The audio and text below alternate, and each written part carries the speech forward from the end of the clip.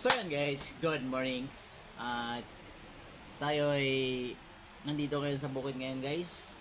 At kahapon nasa baba tayo. Ngayon ay sisilipin natin guys kung anong nangyari na sa pinakat nating bantak dyan sa may ilog, dyan sa tapat namin. May dalawa tayong pinakat guys, kung tingnan natin kung may makuha.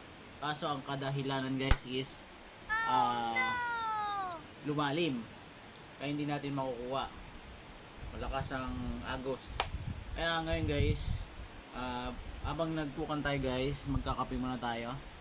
Yan, iinom tayo ng masarap na kape. Yeah. Wow! Tapos guys, pagkatapos natin magkape guys, pupunta tayo ngayon punta tayo guys sa ilog, sa may sapa doon sa kabila. Hanap tayo ng spot na pwedeng mamingwit. Gagamit tayo ng fishing rod. Yan guys. So, ito yung magic na fishing rod na wala pa nakakuha. Wala pa nakakuha. Ayan guys. Gamit natin siya to. Malit lang to guys. Ayan.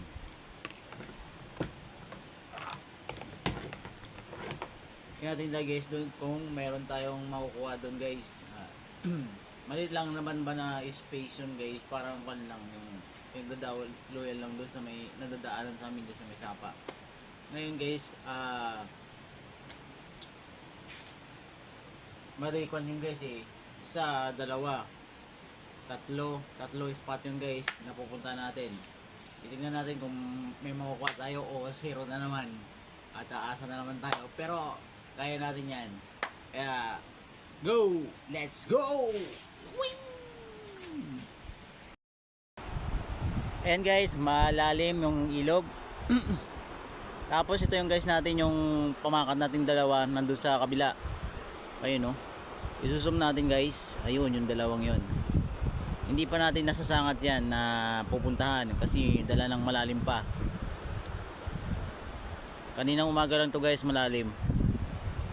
Ayan guys oh. Ayan yung dalawa.